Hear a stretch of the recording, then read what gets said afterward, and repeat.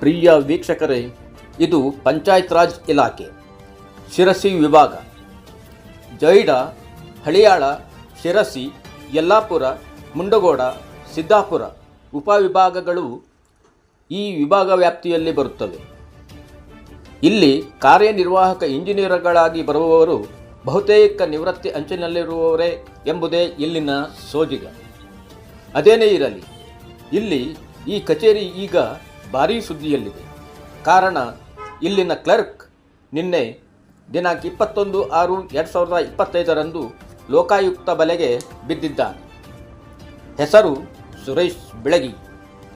5 ಅಡಿಗೂ ಸ್ವಲ್ಪ ಕಮ್ಮಿಯೇ ಇರುವ ಈತ ಇಲ್ಲಿ ಕೌಬಾಯ್.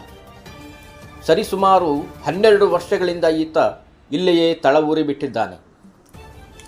ಪ್ರಿಯ ವೀಕ್ಷಕರೇ, ಹಾಗಂತ ಈತ ಭಾರಿ ಪ್ರಭಾವಿ ಏನಲ್ಲ. ಆದರೆ ಇಲಾಖೆ ಉನ್ನತ ನೆಲೆಗಳಲ್ಲಿ ಈತನ ಕೈಚಳಕ ತೋರಬಲ್ಲ ಭಾರೀ ಅಸಾಮಿ.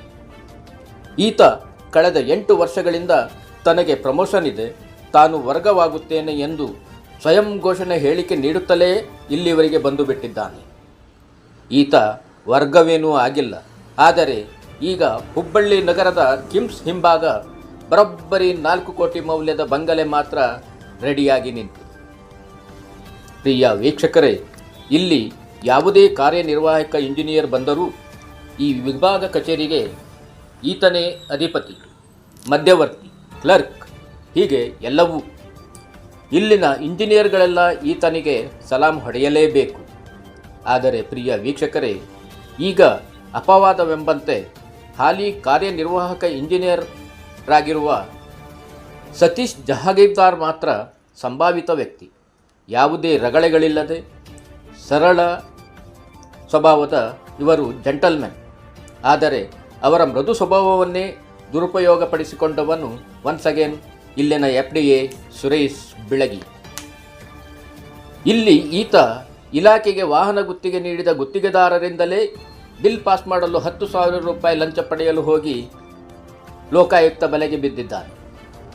ಇಲ್ಲಿ ಲೋಕಾಯುಕ್ತ ದಾಳಿ ಇದೇ ಮೊದಲನೇದೇನಲ್ಲ.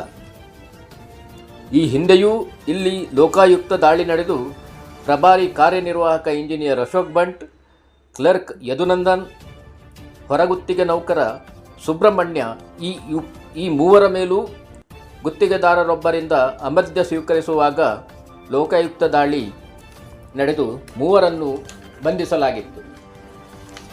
ಆ ಸಂದರ್ಭದಲ್ಲಿ ಪ್ರಮುಖವಾಗಿ ಸಿಕ್ಕಿಬೀಳಬೇಕಾದವನು ಇದೇ ಸುರೇಶ್ ಬಿಳಗಿ ಎಂಬುದು ಅದಾಗಲೇ ಅವಾಗಿನ ಸುದ್ದಿಯೋ ಸುದ್ದಿ. ಆದರೆ ಈತ ಪಡೆದ ಹಣ ಸಮೇತ ಕಚೇರಿಯ ಹಿಂಬಾಗಿಲಿನಿಂದಲೇ ಜಿಗಿದು ಅಲ್ಲಿಂದ ಸ್ವಲ್ಪ ದೂರದಲ್ಲಿರುವ GP ಸೆಂಟರ್ನ ಹೋಟೆಲ್ಗೆ ಹೊಕ್ಕು ಅಲ್ಲೇ ಡ್ರೆಸ್ ಚೇಂಜ್ ಮಾಡಿ ಗಾಯಬಾಗಿ ಬಿಟ್ಟಿದ್ದ ಎಂಬುದು ಕಚೇರಿಯ ಗೋಡೆಗಳು ಪುರಾಣ ಬಿಚ್ಚುತ್ತವೆ. ಪ್ರಿಯ ವೀಕ್ಷಕರೇ, ಇಲ್ಲಿ ಇಂತಹ ಪ್ರಕರಣಗಳು, ಭ್ರಷ್ಟಾಚಾರದ ಕಥೆಗಳು ಸಾಕಷ್ಟಿವೆ. ಅದನ್ನು ಮುಂದೆ ನೋಡೋಣ.